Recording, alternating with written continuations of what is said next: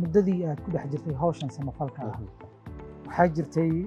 nin dhalinyaro ahaa oo aad soo bandhigtay oo laga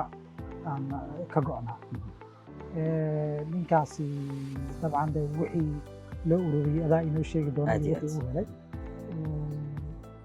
safar baad wada gasheen muqdisho aad tagteen lugaad soo gelisay ninkii muddo kadib hadda waxaa lagu arkaa magaalada Kismaayo isagoo lugaynaya lugihii meeshii shala joog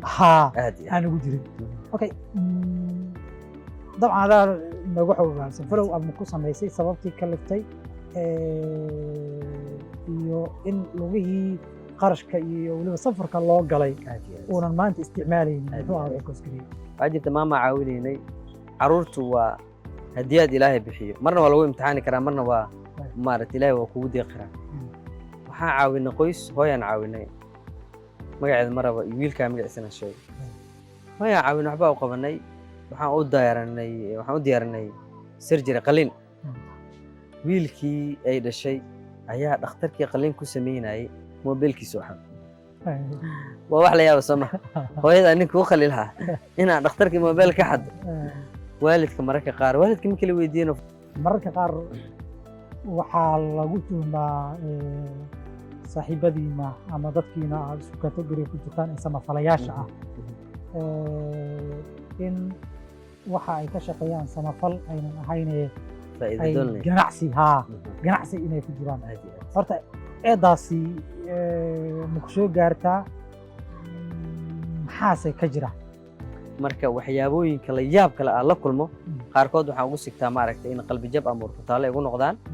laakiin dhakhtar gaaraan leeyahay oo psychology oo maaragtay aan marar 6 bilood mar la kulmo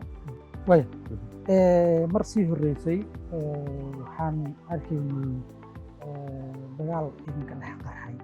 adiga iyo dad kale oo dabcan aad oo aan ka xusi karo gabdho Soomaaliyeed oo bulshada dhexdeeda laga yaqaan dagaalkaasi inta muuqata markii laga yimaado waxa qarsoon ee ku dhex jiray muxuu ahaa xaguuse ku dhamaaday iid ahaan waa iga xaaraan qofka inay heshiis kula gala percentage waxaas wallahi hadafkayga ma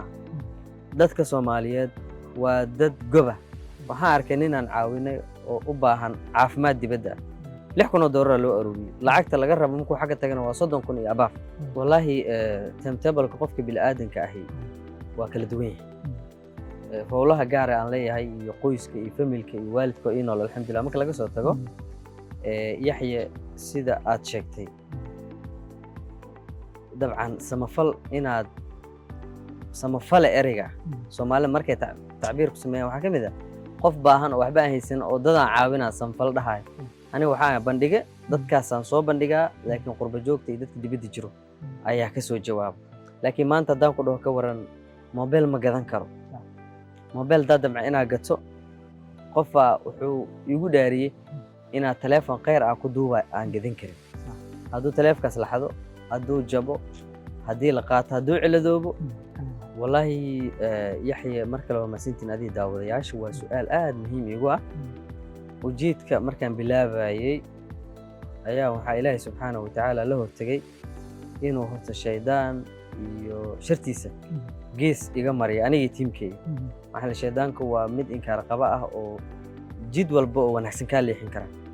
ujeedooyinka aan lahayn bilooyinka aan lahaa qaar waa hirgelinay in waxaan la weyneeyo organization loo bedelo oo maanta iidla gadaashiisa shaqayn karo himilooyinka alle waxaa waaye waddankayga oo burbursan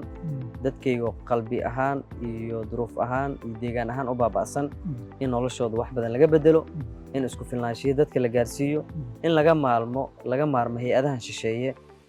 sida qaldan dadkeena u caawinayo reality-ga markii laga hadlo in dadka Soomaaliyeed iyaga is caawiyaan kooda dhibaataysan kooda xanuunsan iyaga isku gargaaraan ugu dambeynna qof baahan aan la arkin oo isku filnaansho la gaaro in dadka lagu dhiirigeliyo waddankooda iyo wax soo saarkiisa in laga faa'iideysto oo caawimaad aan laga sugin salaam markaan qof caawino waxaan dhahnaa aye isku filnaaw dadka caawi marka qofkaas ma barna in gacanteena ama kaamiradeena u baahan yahay halkaas mar aduubna ugu ekeenaa macnaha way dhacday dad badan oo caawinay inay dad xaj geeyeen masaajida dhiseen madaaris dhiseen agooma caawiyaan shaqo abuur dad u sameeyaan alxamdulilah marka hadafkan ka leeyahay waxaa waaye isku filnaanshiyo in ay gaaraan dadka Soomaaliyeed oo maanta adduunyada looga soo tuugsado inay yihiin dad baahan